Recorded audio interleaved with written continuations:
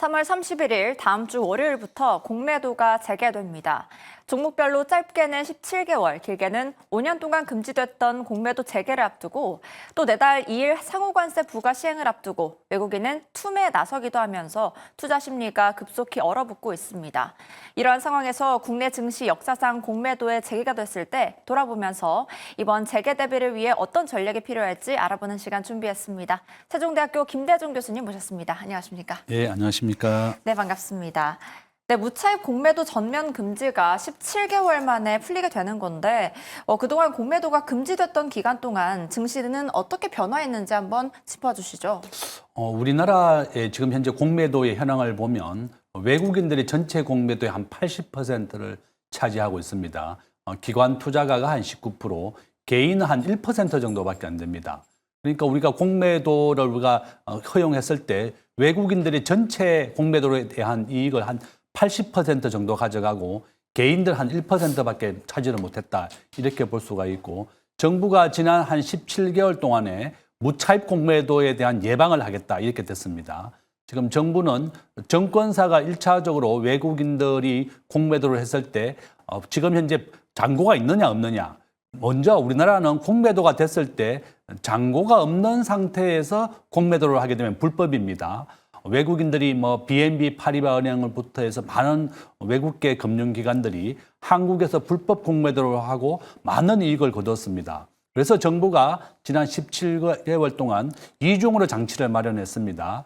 첫 번째는 정권사가 먼저 외국인들이 불법 공매도를 막기 위하여 잔고가 있는지 없는지를 확인하게 되고 네. 두 번째는 정권거래소가 2차적으로 잔고가 있는지를 확인하게 됩니다.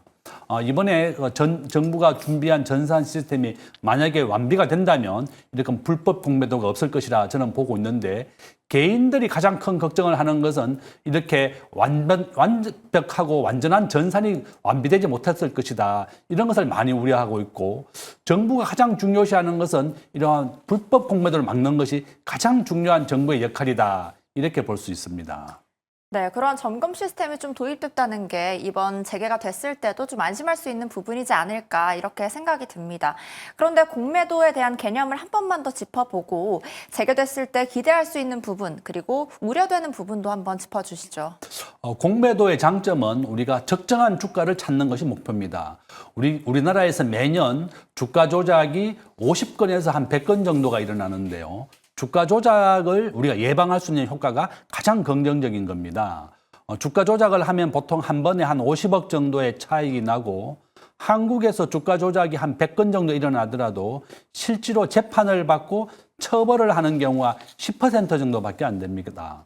우리나라에서 10배 이상 이익이 났던 라더견 사태라든지 이런 걸 보면 전부 다 공매도가 금지됐던 종목에서 주가 조작이 일어났습니다.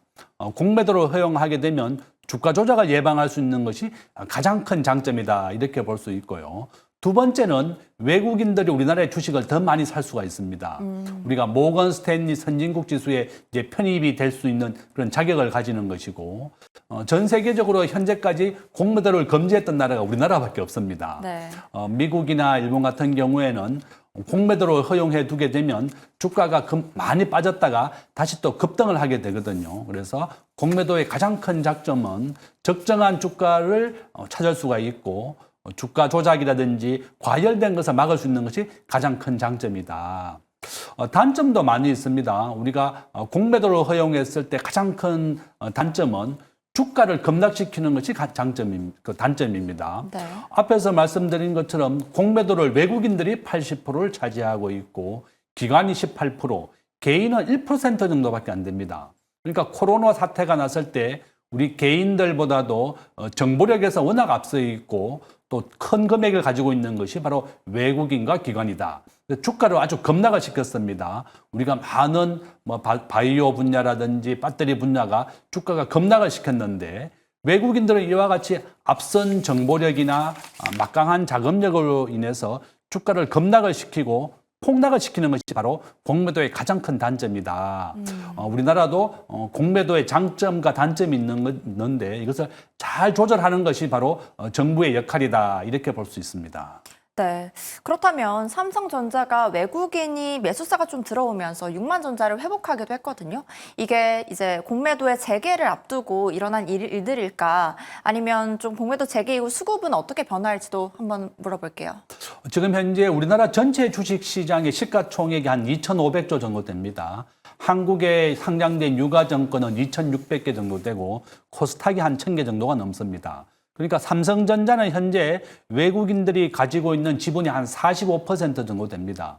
우리가 공매도의 장점은 주가가 하락했을 때도 이익을 챙길 수 있는 것이 바로 공매도의 가장 큰 장점입니다. 그러니까 외국인들이 주식을 많이 가지고 있는데 주가가 오를지 내릴지 예측을 할 수 없을 때 공매도를 통해서 위험을 회피할 수 있는 겁니다. 그러니까 공매도를 통해 우리가 허용하게 되면 외국인들이 좀 더 안심하고 우리나라 주식을 매수할 수가 있다.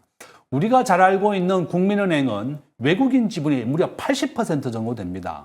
이와 같이 외국인들이 우리나라 주식시장에 대해서 매수를 할 수도 있고 또 공매도를 허용해 줌으로 인해서 더 많은 주식을 사서 위험을 회피할 수 있는 전략을 함께 할 수 있는 것이 장점입니다.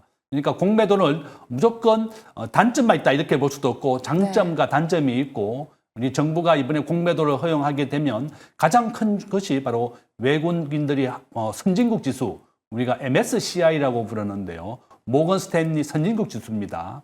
글로벌 주식의 비중에서 우리 대한민국은 한 1.5% 정도 차지합니다.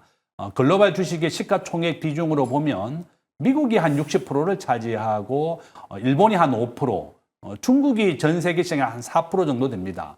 한국도 한 1.5% 정도 되는데요.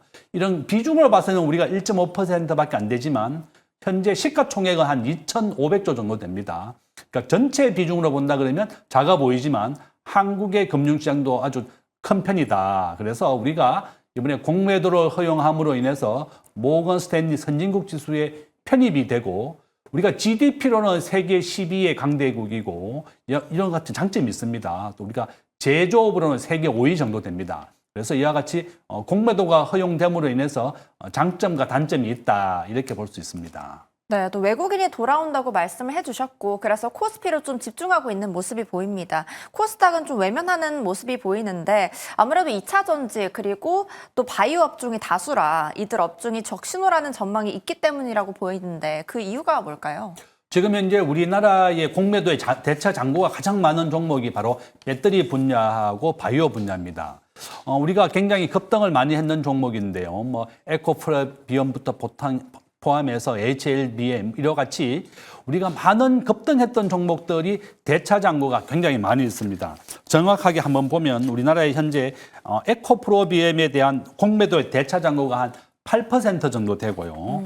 그다음에 HLB가 한 7%, 셀트리온이 한 6%, 그다음에 카카오 게임즈가 한 6% 정도 됩니다.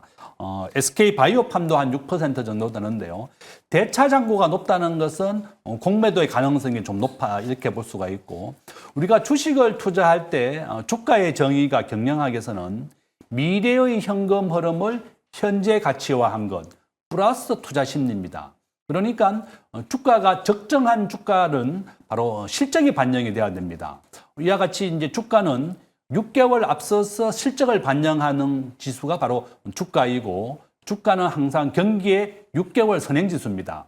6개월 뒤에 기업이 그만큼 실적을 올린다 그러면 이익을 볼 것이지만 만약에 6개월 뒤에 실적이 그만큼 못 따라간다 그러면 주가는 하락하게 되는 겁니다. 바로 이런 것이 바로 공매도를 보여주고 있다. 그래서 우리 개인들은 주식을 투자하실 때 앞으로 우량한 종목 또 6개월 뒤에 실적이 반영되는 종목 중심으로 해야만 피해를 막을 수가 있고 우리가 개인들이 한 1% 정도 공매도를 한다고 말씀드렸는데요. 제가 개인이 공매도를 했다가 큰 피해를 본 사람도 한번 봤습니다. 우리가 이제 배터리 분야에 공매도를 했는데 또 반대로 주가가 크게 오르게 되면 개인들은 큰 손실을 보고 무한 손실로 이어지게 됩니다. 개인들은 공매도를 하는 것을 아주 주의해야 된다. 이렇게 또 말씀을 드립니다. 네. 그리고 앞서 공매도가 재개됐던 두 가지 시점이 있잖아요. 2009년 6월과 또 2011년 11월이 있는데 그때 이후에 외국인이 대량 매수가 유입됐다. 이렇게 역사적으로 기록이 되어 있거든요. 그렇다면 그동안 역사를 한번 짚어보면서 이번에 재개됐을 때 장기적으로 투자 환경이 개선될지에 대해서 한번 여쭤볼게요. 저는 이번에 이제 공매도를 정부가 허용하게 되면서 아마 수급도 훨씬 개선이 될 것이다. 외국인들이 공매도로 허용하게 된다 그러면 본인이 매수를 했을 때 이것을 위험을 해지할 수가 있습니다. 우리가 주식의 가장 큰 대가인 이제 워렌 버핏인데요. 워렌 버핏은 주식은 항상 내가 10년 이상 보유할 종목을 사라 이렇게 얘기하고 공매도를 개인에게 하지 말라고 권고하고 있습니다. 장기적으로 주식이라고 하는 것은 우상향입니다. 우리가 우량한 종목을 샀을 때는 장기적으로 계속 상승하고 실적이 개선된다. 그러므로 우리 개인들이 공매도는 가급적이면 하지 마시고 만약에 종목이 가격이 올라가게 되면 큰 피해를 보게 됩니다. 그래서 주식을 투자하실 때는 내가 한 10년 뒤에 가지고 팔 종목을 해야 되겠고 우리가 주식을 투자하는 가장 큰 이유가 60세 이후에 은퇴를 했을 때 노후 대비를 위한 것이다. 바로 이런 것을 명심하시고 공매도를 잘 보시면 되겠다. 이렇게 말씀을 드리겠습니다. 네, 좋은 말씀 감사합니다. 공매도 재개를 앞두고 시장 전망과 함께 유의해야 할 점까지 살펴봤습니다. 오늘 말씀 감사합니다.